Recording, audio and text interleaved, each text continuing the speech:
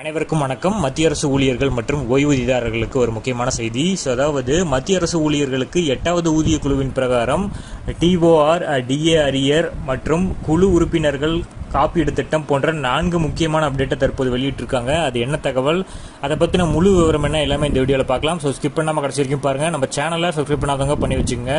நம்ம சேனலில் சென்ட்ரல் மற்றும் ஸ்டேட் கவர்மெண்ட் சம்பந்தமான ஆல் அப்டேட்ஸ் போட்டுருவோம். அது மட்டும் இல்லாமல் பென்ஷன் சம்பந்தப்பட்ட முக்கியமான அப்டேட்டும் இருக்கும். ஸோ மறக்காமல் சப்ஸ்கிரைப் பண்ணிருங்க. வாங்க வீடியோக்குள்ள போகலாம். ஃபர்ஸ்ட் ஆஃப் ஆல் பார்த்தீங்கன்னா, NCJCM என்பது மத்திய அரசாங்கத்திடம் ஊழியர் நலன்கள் தொடர்பான விஷயங்களை பற்றி விவாதிக்கும் ஒரு அமைப்பாகும். 63வது கூட்டத்தில் 8வது ஊதிய குழுவின் அமலாக்கம் மற்றும் குறிப்பு விதிமுறைகள் உட்பட பல முக்கியமான பிரச்சனைகள் விவாதிக்கப்பட்டன. அதுல ஏப்ரல் 23, 2025 அன்று 8வது மத்திய சம்பள ஆணையத்தின் அத்தியாவசிய அம்சங்களை பற்றி விவாதிக்க NCJCM-இன் பிரதிநிதி கூட்டம் நடைபெற்றது.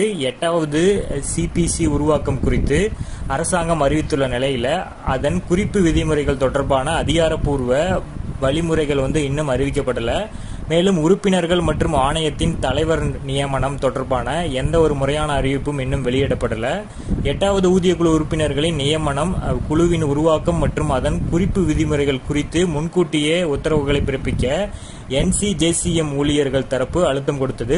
8வது CPC-யின் முக்கிய உறுப்பினர்களை விரைவில் நியமனம் செய்வது மற்றும் TOR தொடர்பான வழிமுறைகளை வெளியிடுமாறு ஊழியர்களோட தரப்பில் அரசாங்கத்திடம் கோரிக்கை விடுக்க வைக்கப்பட்டது. மத்திய அரசு ஊழியர்கள் தொடர்பாக நீண்ட நாட்களாக நிலுவையில் உள்ள இன்னும் பல்வேறு பிரச்சனைகளை பற்றியும் கூட்டத்தில் விவாதிக்கப்பட்டது. அதுல ஃபர்ஸ்ட் என்னன்னு பார்த்தோம்னா, உலகம் முழுவதும் COVID-19 பெருந்தொற்று ஆட்டி படைக்கும் பொழுது லாக்டவுன் விதிக்கப்பட்ட போது ஜனவரி 2020 முதல் ஜூன் 2021 வரை மத்திய அரசு ஊழியர்கள் மற்றும் ஓய்வூதியதாரர்களுக்கு முடக்கப்பட்ட அகவிலைப்படி மற்றும் அகவிலைப்படி நிவாரணத்தை வழங்க வேண்டும் என NCJCM ஊழியர் தரப்பு மீண்டும் வலியுறுத்தியது. இருப்பினும் இதில் ஒரு பின்னடைவாகவே கொரோனா பெருந்தொற்றால் ஏற்பட்ட தொடர்ச்சியான பொருளாதார தாக்கம் மற்றும் மத்திய அரசின் மக்கள் நல நடவடிக்கைகளில் ஊழியர்கள் முடக்கப்பட்ட தொகை பயன்பட்டதன் காரணமாக நிலுவைத் தொகையை செலுத்துவது சாத்தியமில்லை என்று செலவினத்துறை பதிலளித்தது. அடுத்ததாக குழு காப்பீடு குறித்த திட்டம். மத்திய அரசு ஊழியர்கள் குழு காப்பீடு திட்டத்திற்கான திருத்தப்பட்ட முன்மொழிவை செலவினத்துறை தயாரித்துள்ளது.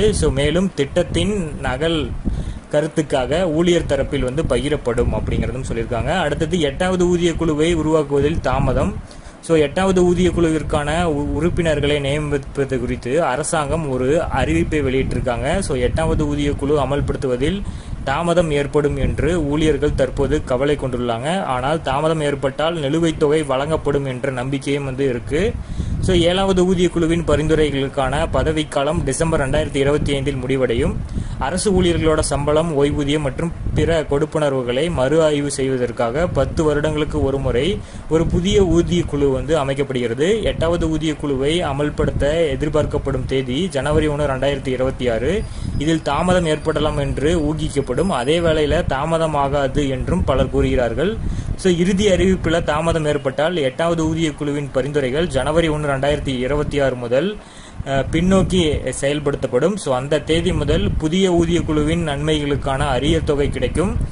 8வது ஊதிய குழுவின் அமலாக்கம் 1,10,00,000 மேற்பட்ட ஊழியர்களுக்கு இது நேரடியாக நன்மை அளிக்கும்.